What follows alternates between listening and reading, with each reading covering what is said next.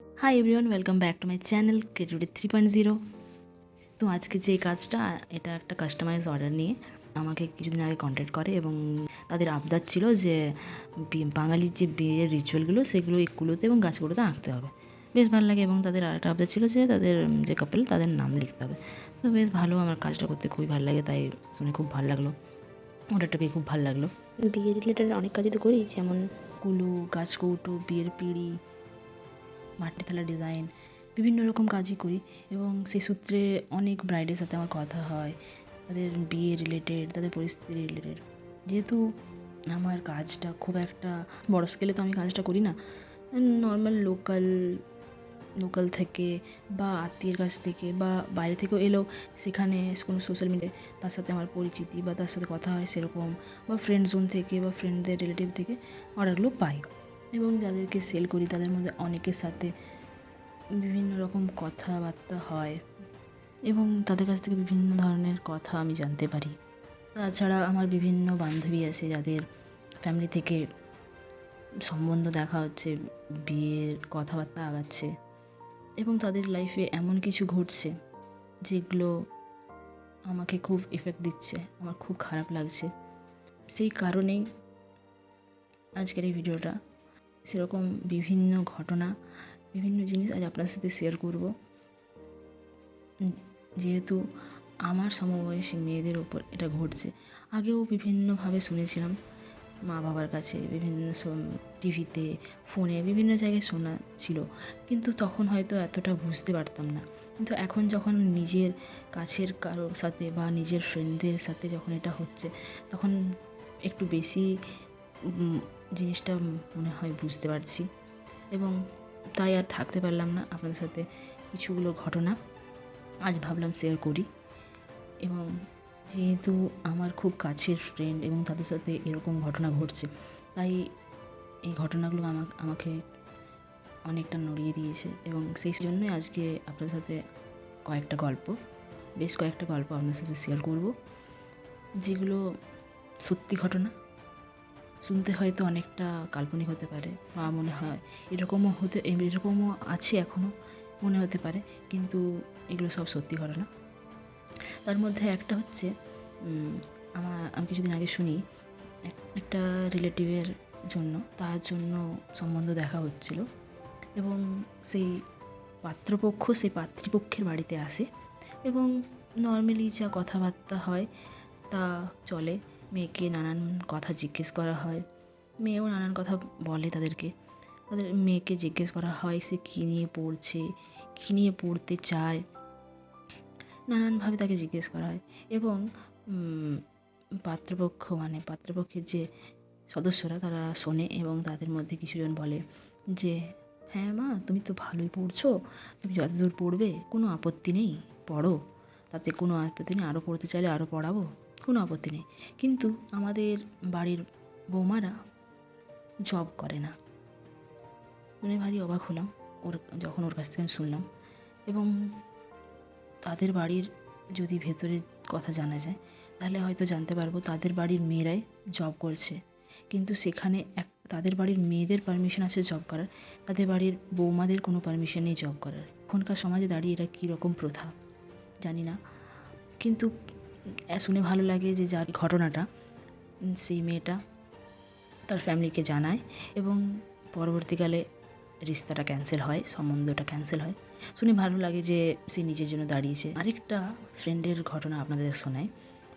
তার মা বাবা প্রথমে তাকে সমাজের জন্যই তাকে ভালো স্কুল কলেজে পড়ায় এবং যখন তার ডিগ্রিটা কমপ্লিট হয়, বাড়ি আসে, জবের জন্য প্রিপারেশন নেয়, তখন সেই ফ্যামিলির মানুষরাই বলে অনেক তো পড়লি, এরপর আর পড়তে হয় না, এরপর জবের জন্য প্রিপারেশনটা পরে নিবি, বিয়েটা কর, বিয়ের পর শ্বশুরবাড়িতে জব করবি।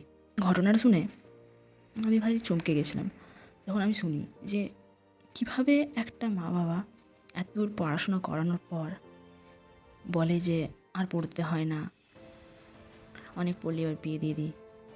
এবং তারা এটাও বলে যে তোর বয়সী মেয়েদের সবার বিয়ে হয়ে গেছে, সমাজে আমাদের কি বলবে, আরও নানান কথা তাকে শোনায় এবং যে সমাজের জন্য তাকে পড়াশুনো করালো সেই সমাজের জন্যই তাকে বিয়ের জন্য ফোর্স করা হচ্ছে। সে যখন রাজি হয়নি, সে যখন এই লড়াইটা চালাচ্ছে, যে বলে যতদিন না তুই রাজি না হচ্ছিস ততদিন তোকে আর ঘর থেকে বেরোতে হয় না, তুই পড়াশোনাটা ঘর থেকে কর, দেখি তুই কীরকম করতে পারিস। কিন্তু তাকে আমি একটাই কথা বলবো, নিজের লড়াইটা নিজের, সো লড়াইটা চালিয়ে যাও, নিজের পায়ে দাঁড়াও, এটাই বলবো। আর একটা প্রথা বা তথাকথিত প্রথা বলতে পারি, যেটা হলো পণ প্রথা। এই সভ্য সমাজে দাঁড়িয়ে বেশ কিছু মানুষ আছে যারা প্রথার নাম দিয়ে এই ডাউরি নেওয়াকে প্রশ্রয় দিচ্ছে। সব থেকে যারা প্রশ্রয় দেয় বা দিচ্ছে তারা হলো শিক্ষিত এবং উচ্চবিত্তের মানুষ। তারা যদি চায় তো এই প্রথা আস্তে আস্তে বন্ধ বা নির্মূল করতে পারে। তারা এটা বোঝে না যে তারা যদি এর বিরোধিতা করে তাহলে তাদের পিছনে যোগ দেবে সেই সমস্ত মধ্যবিত্ত মানুষরাও। কারণ এই প্রথার জন্যেই অনেক পরিবারে মেয়ে জন্মেছে বলে তারা সেই মেয়েকে বোঝ মেনে নেয় বা মনে করে, এবং একইভাবেই যে ফ্যামিলিতে ছেলে জন্মেছে তারা ভেবে নেয় যে সেই ছেলের পেছনে ইনভেস্ট করা সমস্ত টাকা তারা পরে রিটার্ন হিসাবে পেয়ে যাবে, এবং এতে শুরু হয় এক ধরনের ব্যবসা। কোনো সম্পর্ক পণের বিনিময় শুরু হয় না, শুরু করতে হয় অনেক ভালোবাসা ও সম্মান দিয়ে। সমস্ত মা বাবাদের বলবো যে সব প্রথায় ভালো হয় না, তাই যারা এই সব প্রথার সাথে যুক্ত আছেন বা থাকেন সেই সমস্ত পুরুষদের একটাই কথা বলবো যে আপনারাই পারেন এই প্রথাটিকে বন্ধ করতে। তাই সমস্ত পুরুষদেরকে পুরুষ হওয়ার একটা অনুরোধ করব, এবং সেই সব মহিলা বা মেয়েদেরও বলতে চাই যে তোমরা মেয়ে হয়ে পৃথিবীতে জন্মেছ, নিজেরা হয়তো এই পরিস্থিতি ফেস করেছো বা সমাজে চলে আসছে এইসব নিয়ম, এটা মেনে নিয়ে তোমরা এর বিরোধিতা করছো না, এটা ঠিক না। অ্যাজ আ মেয়ে তুমি যদি সেই মেয়েটির পাশে না দাঁড়াও তবে কেই বা দাঁড়াবে? এবং সেই সমস্ত ছেলেদের এবং মেয়েদেরও বলবো যে তোমরা যথেষ্ট বড় হয়েছো, দায়িত্ববান হয়েছো, কোনটা ভালো কোনটা খারাপ বুঝতে শিখেছো, ঠিক জিনিসটা গ্রহণ করো, মিথ্যে নিয়মে নিজেদের সম্পর্ককে জড়াবে না, এটাই আমার অনুরোধ। আমি সেই সমস্ত মা বাবাদেরও একটা অনুরোধ করতে চাই যে আপনাদের মেয়ে যা করতে চায় তাকে সেটি করতে দিন, উৎসাহ দিন। যদি সে ঠিক হয়তো যদি পড়তে চায় তাকে পড়তে দিন, যদি নিজের পায়ে দাঁড়াতে চায় তাকে উৎসাহ দিন। আর যদি দেখেন সে কোনো ভুল পথে যাচ্ছে তাকে গাইড করুন, তাকে বোঝান ঠিকটা কী, এবং তাকে সেই দিকে উৎসাহ দিন যাতে সে এগোতে পারে।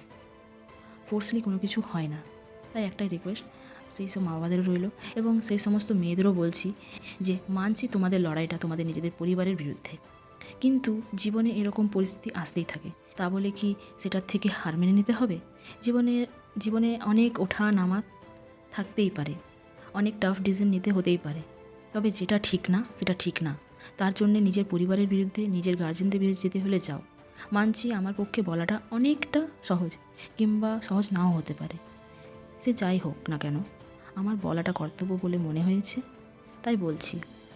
আমার জীবন অনেকের চেয়ে সহজ হতে পারে, আবার অনেকের চেয়ে কঠিনও হতে পারে। আমি সবার পরিস্থিতি বুঝতে পারবো না, এটাই স্বাভাবিক। তবু সবার কাছে একটাই অনুরোধ বলতে পারো, কিংবা একটাই দাবি বলতে পারো, যে সবটুকু দিয়ে প্রতিবাদটা করা উচিত এবং করো।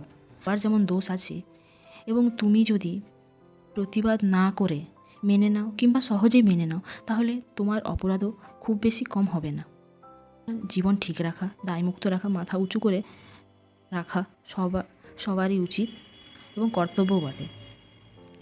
নিজে স্বনির্ভর হয়ে ওঠা একান্তই কাম্য এবং একান্তই প্রয়োজন। বুঝতে পারবে যে ফোর্সলি কিছু করা যায় না, মানুষের সম্পর্কের সাথে দেওয়া নেওয়ার কোনো সম্পর্ক নেই, সে সম্পর্কে ভালোবাসা থাকলেই যথেষ্ট, এর বাইরে লেনদেনের কোনো প্রয়োজন নেই। থ্যাংক ইউ সো মাচ এতটা টাইম দেওয়ার জন্য।